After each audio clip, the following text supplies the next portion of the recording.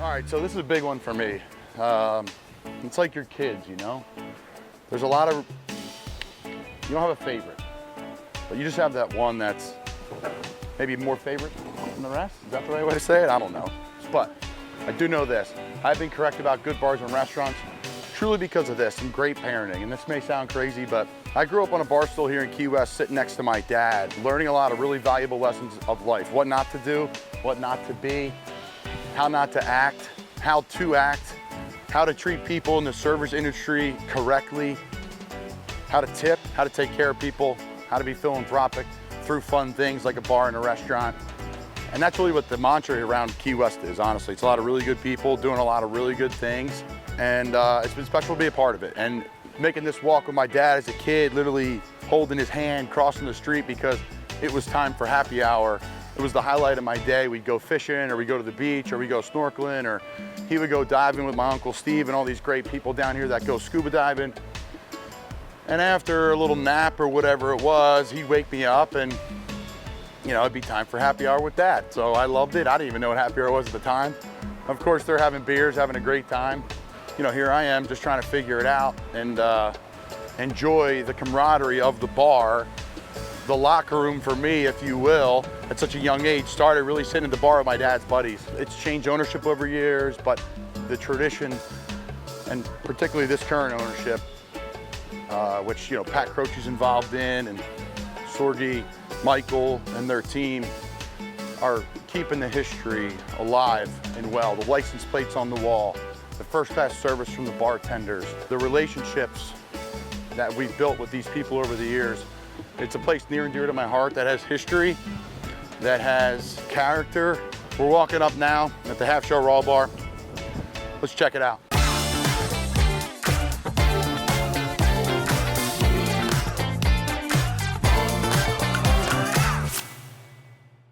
What's up, brother? Hey, man. How are you, brother? Good Thanks to for see doing you. this. Yeah. All right, so you've been here 25 years, so we met when I was 5. Yep.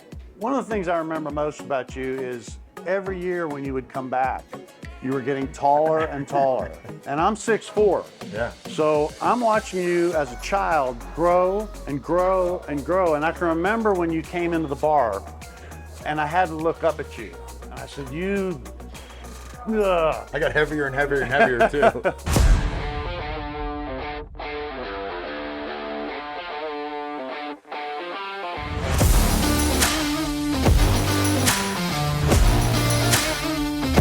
Let's go back to your time here. Like, how'd you find Key West and how'd you find the Half Shell? I moved here in 1996. My best friend and I had been working in Knoxville, Tennessee, and we were both in the restaurant industry. We were both up in our higher management, and we just said, this is for the birds. So we said, let's move where it's warm. We decided if we're going to go where it's warm, we're going to go to Florida. But if we're going to go to Florida, we're going to go to the Keys. If we're going to go to the Keys, we're going all the way down to Key West. Yeah. So Eric and I moved down here in 96. No jobs, no place to live, and didn't know anybody down here.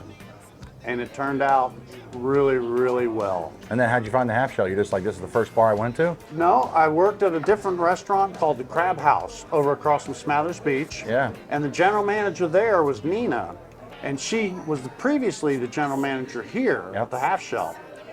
Well, when she hired me, I worked for her for about 2 years, and she came back to the Half Shell. I saw her in the grocery store, and she said, hey, how'd you like some part-time work over at the Half Shell? I said, I've never been there. She goes, come check it out. So I came and checked it out. She hired me for part-time work. And within 3 months, I was working more hours than any other bartender. And all these bartenders have been here for 18 plus years. And how long have you been here now? 25 years? 25 years. We just had our 50th anniversary of the Half Shell in August of 2022. Half Shell Raw Bar is so unique because of the location. When you get the historic seaport and you get along the boards, you've hit some of the best bars in town already. And you get to Half Shell where their happy hour is unbelievable. You can't truly beat the seafood combination, being on the water, the old rustic vibe with the license plates, the camaraderie, the first-class service from the bartenders and servers, the management there. You can't beat Half Shell Raw Bar in Key West, Florida. You would get up from your nap around 3:30 and go, "Daddy, is it happy hour yet?" And I would hold your hand and we would walk down. We walked down Caroline Street and walk over to here. The parking lot out here where B.O.'s fish wagon was. We'd cut across that, and then we walk in here and you'd climb up on a bar stool up on your knees, and the bartenders would stop, and all three of them would be over fighting over who was getting you a Sprite with extra cherries. Yeah, I remember as a Joe, like they didn't have root beer behind the bar. Yeah. They had root beer, on the backside in the restaurant portion. Right. So he would come back with a pitcher and put it on ice, and it was like a big thing. And They spoiled you rotten. So Yeah. that was your whole thing, is you got all this attention, and every day when you woke up from your nap, you wanted to come to happy hour. yeah. The bartenders like Joe, Michelle, and Stevie and Rob and Jimmy and all the bartenders in Greek, they all worked up in this end, and this was like the secondary bar. This was Marco's bar. He had a whole following of people that would just come in and hang out with Marco, and he would pack the bar.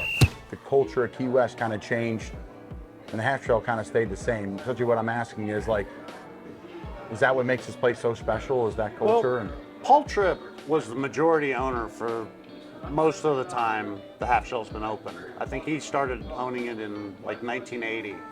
But he built this place for speed because there weren't so many restaurants around the island. There was only a few major good places to go, and he built this place for speed. So people would come and people would go. People would come, people would go. They get great service, great food, great drink, but they always knew they could come back and they could count on the same thing that they were going to get week after week, month after month, year after year. Yeah. I think that's what's really solidified the Half Shell, and that's why the employees stay for so long. We've got employees that have been here for 35 years, 3 of them. So you work with your wife at this bar, which is so cool and so unique. Tell me about that experience. Yes, I do. I met Michelle 23 years ago. She was a server next door at Turtle Crawls, but a bartender position became open. And she used to be with a group that would travel from Wisconsin to Florida and work seasonally back and forth. But when she got the job behind the Half Shell, I trained her on her first day. And she's been training me ever since. You've been training for that too. We usually work about 3 shifts a week together. Yeah. But we can go for months where employees don't even know that we're married. All right, the license plates. Got to ask about them. How did it start? The original owner had a small license plate collection, maybe 15 or 20 license plates. So we put them up around the front door. And then as people would come in, they said, "Oh, I've got a license plate. I just moved here. I got to get a Florida plate. Do you want my old plate?" And they would bring in their old plates. He'd put them up on the wall. Well, eventually, he started covering the walls. And then now tourists would come down and say, "Hey, that's my friend's plate. I'm going to bring my plate next time, and we'll get it on the wall, we'll get a picture with it and everything." To this day, we get a license plate every day, either handed to us across the bar or mailed to us in the mail. We have so many license plates that we wait till we get about 20 or 30 of them, and most of them are personalized now. Yeah. So we'll take the personalized plates and we'll put them up. We might take down a plate that only has a few multiple random letters or letters and numbers. Less But significant. we get them coming in every day. One of my greatest honors in the world. Right there. There you go. That's my favorite piece of memorabilia. Not biased or anything. No, not at all. Not at all. The old license plates from the other room are over here now. Greek. Are they? See Greek. See Yeah, Jeff. Augie. I'm gonna go here. All those people worked here. Those 3 right there. Greek. Jeff. Is for Jeff Olson, who retired shirts up here. Jeff the Shucker. He retired here in 2000. I think he went to Reno, Nevada, and became a dealer out there. And then Greek's retired jerseys up here. Patty Doe, I remember her. Teddy was a chef here. Up here was Teddy. Teddy and Skeeter. Tina was a server here for a long time. Really nice. Rick, I think Rick's still here. I think I saw Rick. Yeah, Rick. saw Rick. Yeah, Rick's in the back. Carol, Doug. Yeah, I remember all these folks. The thing is, especially in Key West, you never know who you're sitting next to. Yeah. Or you never know who could be around. Johnny Cochran, Vanessa Williams was Miss USA, Dale Jr. And the Half Shell Raw Bar has the best buffalo shrimp that I've ever ate in my life and ever will eat in my life. There will never be buffalo shrimp as good as what they have at the Half Shell Raw Bar. Billy Currington. You know, one of my favorite places to go, it's any time of day really, but I like to go at nighttime around 8 o'clock, the Half Shell Raw Bar. They got fried shrimp, boiled shrimp, all the good stuff. You know, oysters on the half shell, and it's just right there on the water. And those guys have become really good friends of mine over the years. And I always feel like I'm at home when I'm there. Kenny Chesney, Lou Pinella, Dick Vermeil. Oh, just, you never know who you're going to get. We've had so many celebrities come through, and it's all good and well. We leave them be to themselves and everything. But I had one time where these 3 people came through the door. They're probably in their late 40s. And they looked like they were almost homeless. And the woman came to the bar and she said, "Can you do an upside down kamikaze?" She goes, "Well, my boyfriend will give you $100 if you do one." I'm like, "Well, okay." So she came up to the bar, she turned her back and leaned backwards over the bar, and I pulled up the liquor bottles and I poured the drink right in her mouth. And she drank it down, stood up, and boyfriend gave me $100. I'm thinking in my head, you can't afford that. She did it 5 more times. He gave me $100 every single time I poured another kamikaze into her mouth.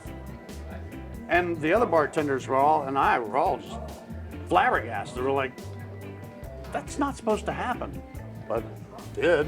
Oh yeah, you guys would play, you and your brother would play shuffleboard all night, and then you guys would run over to Local Color, which is right next to Turtle Crawls over there across the lot, and then you would get a hacky sack and he would pick out something in the mystery barrel, and it was just kind of a cool time. It was funkier. It's still a hippie, laid-back town, but it was definitely had a little bit more of that vibe then, and it was a different world too, right? Pre-9/11. Yeah, everybody's like, want things to change, but things are going to change, and if you can't deal with it, you got to move on. You know, it's Everything just the world. The world changes. You know, it's evolving. Sean's rocking and rolling. Nice. Look at this. Thank you, Sean. Look at these 2 Stonies. I love it. Yeah. There you go. Look at that. That's a beauty. They're good clams. Beautiful clams. Right back to get the rest here when we go. Thanks, We got brother. clams. What do we got? Clams, shrimp, and Yeah, they're normal. And we're gonna feed the fish today too. well, I'll have to tell that story. All right, so the cool part about these stone crabs is, in my opinion, especially the half shell, key lime mustard, the combination is freaking deadly. No one's been able to match it. I think it's the best. I do too. And when you bring these up, you throw half the claw, you throw one of their claws back, and they keep their other, so they can protect themselves. Well, you don't clip one off. You only clip. That's what I'm saying. Yeah. You only take one. Yeah. And they can protect themselves to continue to live and sustain and be healthy. And then you go get them next year and you take the other claw off.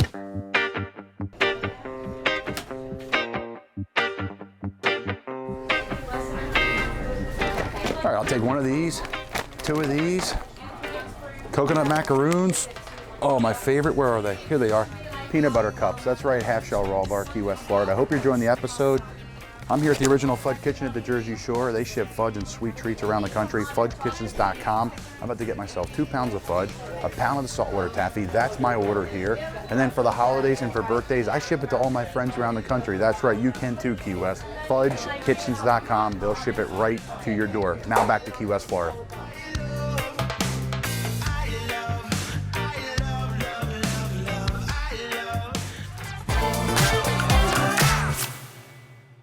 Jeff Olson. Jeff was your buddy, Oh yeah, Sucker and he would Jeff. Excuse me. he would make you what they call a poo-poo platter, which was when you were like 3. Man, it was less than that because you were like 3 at the time, and I would only let you eat Couple. a couple of clams or a couple of oysters only, because more than that, it was not a pretty sight later. This is back in the day when I bartended at the Half Shell Raw Bar. So this is 10, 12, this is a long time ago. And this kid used to come in and we let him shuck some oysters. Oh my God, this is Colin at That's Half Colin. Shell. And- How old were you? Wow. That is so We put up a cute. stool on the other side of the shucking station and he was allowed to have 1 oyster and 1 clam. Well, see, it would be Poopy diaper. poopy diaper.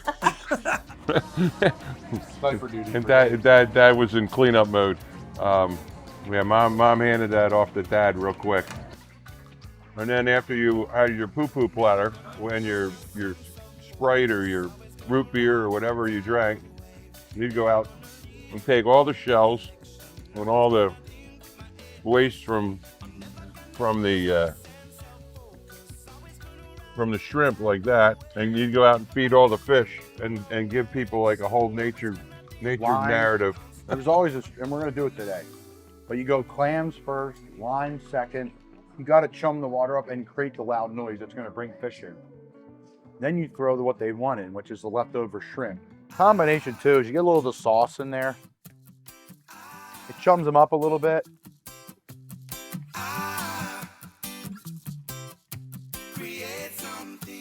You got a great story about the Key West Peel and Eat shrimp, and it's great history. How'd you hear it, and what's the story? There's a local family that's been here for generations. I'd say at least 5 or 6 generations. And they're called the Lowe family, L-O-W-E. Very well known around the island. Large family. 2 of the Lowe brothers came in here. I think they were in their 40s or 50s. And we got to talking, and they told me a story about pink gold. And I said, pink gold, that's the Key West pink shrimp. And they said, yeah. They said, you know how they got that name? And they told me the story that their great-grandfather, Captain Benetton Lowe, took his boat out, and back then the shrimpers would go out from dawn to dusk. Well, they took the boat out and they dropped the nets, and the nets got caught up on the reef. So the boat got stuck. Well, they couldn't get the boat off the reef until the tides changed. And finally the tides changed and the boat came off the reef, but by then it was dark. So Captain Benetton Lowe said, guys, we're gonna leave the nets down, we're gonna motor back into Key West and just see what we can get. So they started motoring back in, and they noticed the boat was dragging. It was barely moving. So he figured there's gotta be something in the net, so they said, raise the left net. So they started to raise the left net, and the whole boat started listing over on its side. So he said, quick, raise the right net. So they raised the right net, and it evened out. They brought the nets in, dumped the shrimp. There was 5,000 pounds of shrimp on the boat. Their normal take was like 500 pounds. And that's when they realized that you could catch more shrimp at night than you could during the day. That story was published in the National Geographic in the 1950s about Captain Benetton Lowe and coining the term pink gold. So my name is Rich. I'm from New York. I've been coming to Key West since graduated high school. And my dad always used to come here. And we always make a stop here. Food's great. And my buddy John's been here how many times? 100 times. John, I'm from New York. I love it that they have shuffleboard here, ice cold beer, and right on the water. I think my first memories of Half Shell was learning how to tip properly, because we would walk out and the horn would go and the bell would go, and I would say, Dad, what's that? He'd be like, I don't know, we just dropped Joe $50 on a $50 bill or whatever. The bell's for a good tip. The horn's for a really good tip. Okay, so I didn't know that, so there we go. Not just anybody, but You guys got the horn a lot. thank you. Usually I get the horn for like getting cut or fired, so it's good to get the horn for something good, I guess. Earliest memories, Dave, of the Half Shell Raw Bar. What year? I'm going to say somewhere, the first time I was in Key West was June of 1983. flew down here. And I think I drove from Miami. I can't remember exactly. I drove with your mother, who was then my new girlfriend at the time. And it was an interesting time. My brother was in the Navy at the time, was a fighter pilot, and he was on detachment out at Boca Chica. And he said, "Hey, Dave, you got to come out to this place." Anyway. I think you like it. Yeah, I have been here 41 years, give or take, on and off. Hey, I'm Mike. I'm from Texas. We're in town for the day, enjoying ourselves here in the beautiful Key West, right here on the pier here at Half Shell. We were recommended to come here from Duval Street. Had a great time, enjoyed a dark and stormy and a local beer, and just enjoying the local flair. What was the half shell when you walked up to it that long ago? Do you remember? It was nothing. I don't even remember if that was paved, but there was nothing here besides this and turtle crawls, and everything out back here was all shrimp boats. It was a different world. Like, none of this was developed. This was all just. I think the Dodge shop was here. Dante's next door was a parking lot where the RVs used to park. And the half shell used to take their empty shells from shucking and throw them in the lot, and then the RVs would run over them and make, I guess, base. Yeah, it ended up being instead of sand and people dirt. pay for It would that now. People yeah, pay for that I in know, their for driveways. crushed shells. Like, how's this changed around the half shell? Half shell's been here a while. Half Shell's been here since 1972.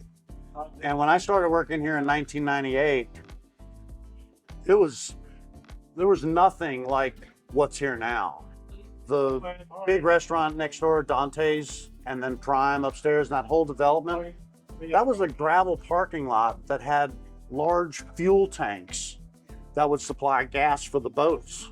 Now we've got a huge complex next door which draws tons of people. More people near the half shell, more people for the half shell. Yeah, no doubt. So any business that is bringing in customers, including the boathouse next door, if they're bringing them to this area, it's good for us. That's about Bar Wars, because that's some of my favorite memories here as a kid, being like, what the hell's going on? I didn't even understand what's going on, but the entertainment was through the roof. Yeah, Evelina at the Schooner Wharf put on Bar Wars competition where every bar and restaurant would send a team of 7 employees or people, and each one would perform a different function. The first person makes a margarita, the second person carries the margarita, the third person drinks the margarita, the fourth person recycles the margarita, the fifth person taps a keg, the sixth person pours 7 drafts, the seventh person carries the drafts over a little bar beam, and then the rest of your teammates line up, and one by one you have to chug a beer. And whoever does it in the shortest amount of time are Bar Wars champions. We won 5 years in a row.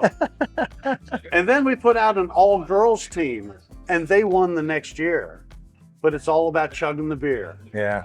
The most popular comment I get from the half shell is when people have been here for a week and they show up at the half shell on the day before they leave. The one thing that they always tell me is, I wish I would have found this place the first day we got here. What a great place, what great history. We got a surprise for Joe. Can you pull it out the top of that bag? I think he's gonna like this one. This is a special one to me. You could throw it, Luke. But you know I love you, brother. Oh, no way. And I had to get you a jersey, man. I love it. Handwritten letter. Love it. Love you, buddy. Good stuff. Thank you, brother. Thank you, buddy. Thank you, man. I called Joe when I signed with the Vikings this past preseason. I sent him a message. He sent me one back. Like, hey, brother, can't talk, but a sweet shirt. Oh, my gosh. It's been a friendship now for 25 years since I was a little boy, and Joe means the world to our family, so. That is so awesome, dude. Sick, man. I love it. As the sun sets on Key West, Florida, the southernmost point in the continental United States, I think back to all the fond memories at the Half Shell Raw Bar. I think back to the bartenders grabbing a football underneath their Jeep, running outside and having a football catch with me outside. And that's where I developed my hands in catching and throwing and just entertaining me while family and friends were partaking in beverages and food and good times inside, and then going inside and competing in shuffleboard. And yeah, for the last 30 years we've been visiting this place, and yeah, it's just a bar, right? But it's not. It's a family. It's camaraderie. It's Key West. It's the historic seaport. It's that district of awesome bars and restaurants and first-class service, like I've said dozens of times now. So another awesome episode and fun episode at a place that's near and dear to my heart, Half Shell Raw Bar in Key West, Florida.